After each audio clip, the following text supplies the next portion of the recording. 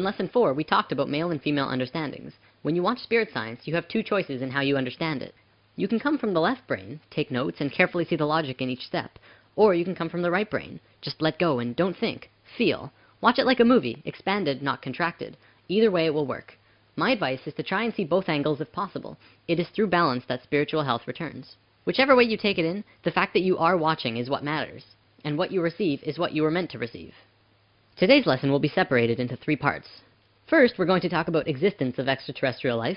Then we're going to take a look at human life before recorded history. And finally end with why things are happening on Earth today.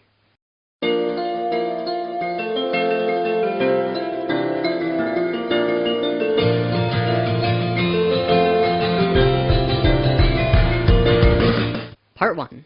The Dogon Tribe, Sirius B, and Dolphins.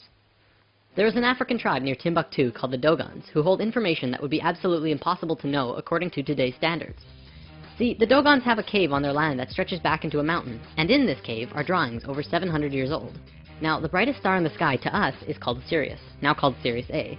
If you look at Orion's belt, following it downwards to your left, you can see it. The information in the Dogon cave specifically showed the star Sirius.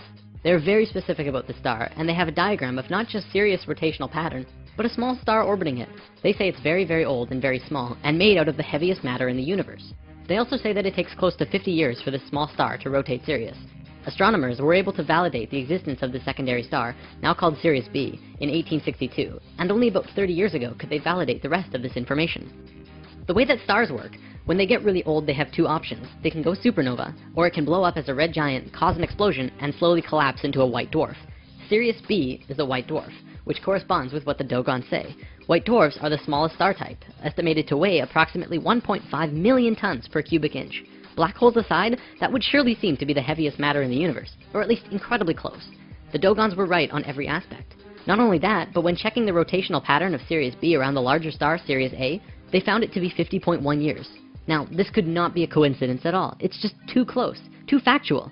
Yet, how did an ancient primitive tribe know such detailed information about a star that could really only be measured in the last 30 years? And that's not all they knew. They also knew about the other planets in their solar system, including Uranus, Neptune, and Pluto. They knew exactly what these planets looked like when you approach them from space, let alone from Earth. They knew about red and white blood cells, and had all kinds of physiological information about the human body. All of this from a primitive tribe. Naturally, a team of scientists went to the Dogons and asked how they knew all this. This was probably a mistake to these researchers, because if they accepted that the Dogons really have this information, then by default they must accept how they got it. The Dogons told them that a drawing on the cave wall showed them. The drawings show a flying saucer in its familiar shape coming out of the sky and landing on 3 legs. Then it shows the beings in the ship going into water and coming up to the edge of the water. These beings looked very much like dolphins. In fact, maybe they were dolphins, but we don't really know for certain. Then they started communicating with the Dogons. They described where they came from and gave the Dogon tribe the information. Here's another thing the Dogons knew. This little drawing was on the walls, but the scientists didn't know what the heck it was, until computers calculated the orbits of Sirius A and B. As seen from Earth, this pattern shown in the cave is identical to the pattern of Sirius B moving around Sirius A in a time frame between the years 1912 and 1990. These 2 times are actually kind of important. 1912 was the first year when we began communication with the Greys, and in 1990 a specific electromagnetic grid around the planet was formed. But we'll have to look at that later once we go over some other stuff first. Another thing about this rotation, it's the exact same rotational movement of DNA. Part 2. How old is the Sphinx? This is probably one of the most important discoveries on the planet ever. The first one to really discover this was R.A. Schwaller de Lubitz. He is a famous Egyptian archaeologist who has written many books. He and his stepdaughter, Lucy Lamy, have demonstrated a profound understanding of sacred geometry and Egyptian culture. Now, on the Sphinx there are wear and cut patterns that are totally different from the patterns on other buildings in Egypt. Toward the back of the Sphinx there are cuts 12 feet deep into the surface. This pattern appears to be smoothed by water, as opposed to all the other buildings and structures built by Egyptians, which are only textured by sand and wind. The last time that there was water in the Egypt area was over 12,000 years ago, at the end of the last ice age. Scientists have determined that after the ice age, the Sphinx took a heavy beating, after which it was encased in sand for about 8,000 years. The face, however, was above the sand and continued to be weathered. The Egyptians didn't build the Sphinx, they merely restored it. Of course, Egyptologists have been slow to adapt to this new, incredible discovery, but I think we know why. See, there are around 5,000 Egyptian archaeologists in the world, and they all pretty much agree with each other in most ways. They make little changes, but not too many, and most agree on the age of the pyramids. All of these archaeologists are Muslim, with a few exceptions, and their holy book is the Quran. Please understand that I'm not trying to discredit a major religion, but the Quran says that creation began about 6,000 years ago. So if a Muslim were to say that the building is 8,000 years old, he would be disputing their Bible. They cannot do that, and so they won't even talk about it. Another thing that's actually incredibly interesting, the Sphinx has a body like this, and a head like this? That's rather unproportional, isn't it? Not only that, but the Sphinx is actually facing a very specific direction. It is an astronomical marker. The Sphinx is in the shape of a lion. If it were built when Egyptologists say it was, that would be only 2,500 years ago, while the constellation of Taurus was in the sky. The only logical time for the Sphinx to be built when it was when the constellation Leo was in the sky, during the 11th millennia BC. The time that matches exactly where our new findings say that it would have been built.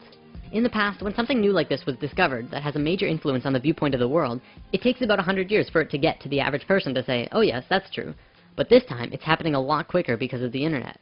Now scientific circles are actually beginning to look at the words of Plato in a new light when he talked about another culture, another continent, from a dim past called Atlantis. The Sphinx is the largest sculpture on the planet. We know it was not done by hairy barbarians, but by a very sophisticated culture. And it was not done by anybody we now know here on Earth. From a scientific point of view, this is the first solid evidence to be accepted about the true age of civilization. There have been lots of other evidence, but it has kept being put under the table. Now we have the accepted evidence that there absolutely had to be someone on Earth who was highly civilized as early as 10,000 years ago. This is just the beginning of how we are going to completely change our view of who we think we are. Part 3. Earth's relations to the cosmos. We are living in accelerated times. Remember in Lesson 1 I said time is speeding up? Let's talk more about that. The following is a fact according to Encyclopedia Britannica. From the time of our oldest known civilization, the ancient Sumerians, around 3800 BC, continuing for almost 6,000 years up to about 1900, a certain number of information was collected. Let's say for simplicity's sake, that in that time we learned one bag of facts. 50 years later, from 1900 to 1950, our knowledge doubled. That means it took 6,000 years to get a bag of facts, and in 50 years, we got another one. Amazing! But then in the next 20 years, we doubled it again. And then in 10 years, we doubled that. And now we're getting bags of facts every month, maybe within days, I don't even know. The fact is, things are speeding up monumentally. We're living within a knowledge avalanche. Life on this planet is accelerating faster and faster, obviously culminating in something new and something different. Perhaps just out of the reach of our normal imagination. What does this mean for the world? Why is it happening? Better yet, why is it happening now? Why didn't it happen 1,000 years ago? Or why didn't it wait to happen 100 or 1,000 or 10,000 years from now?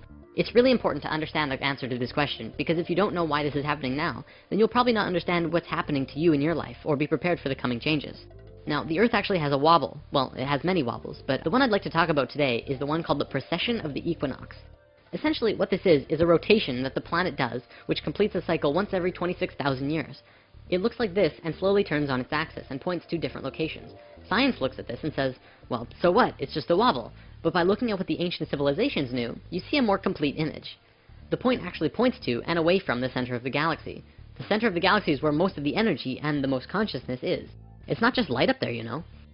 So, in this diagram is our rotation. Here's the tip pointing towards the center of the galaxy, and here's the farthest pointing away. The ancient Sanskrit writings that also talks about this precession call this going with the galactic wind. The Sanskrit writings say that there are two very important places on this wobble. One is at A, and one is at C. Not the very tips as you might think. There are also important places at D and B, but not as important as A and C. According to these ancient writings, as we hit position A, we begin waking up. And as we hit position C, we begin to fall asleep. We continue on the cycle, but every time we make a full rotation, we wake up more and more. It works the exact same way as day and night on Earth. You go through this cycle every day, waking and sleeping. But every day, you become a little more conscious. You learn new things. You don't do the same things over and over. I want to talk about religion for a bit, because you can definitely see this wobble over recorded human history. See, when we were the ancient Egyptians, Sumerians, and Mayans and such, we were incredibly wise. We may not have known all of the advanced intricacies of the world that we do now, but we knew about the precession of the equinox, and we had an advanced geometric understanding of the universe that we're going to talk about soon. Then we got dumber and became all philosophical, not quite knowing anymore, but still able to understand many things. This is where things like the Fibonacci sequence and pi and the golden ratio were discovered. And then we got dumber still, and it was around this time that we had a real solid formation of most of today's religions. But you have to remember that these religions were based on earlier writings. They were written by people who understood far more than they did. They just couldn't make sense of it, and that's why many Bible stories just seem ridiculous. Ultimately though, every religion did spawn from a more conscious understanding, so you can't discredit religions completely. You just have to trace them back a bit further. You'll also see looking back that we went from a more female-oriented understanding to an incredibly male way of looking at things, very strict and orderly. Not much room for creative thought, it has to be 100% logic-oriented. back to precession. The Tibetans and Hindus also had these time periods called yugas, which were simply ages. Each yuga had a descending and ascending phase. Many of those who follow New Age beliefs will tell you that we're moving into the age of Aquarius, but not many people know what that means. Well, we're right here on the precession of the equinox, just about at point A. Remember, this is a really important time for us, not just humans, but all of Earth, and perhaps maybe our solar system.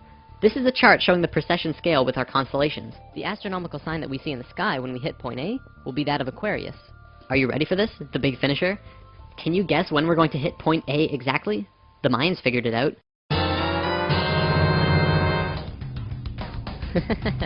Yep. Take me away from time.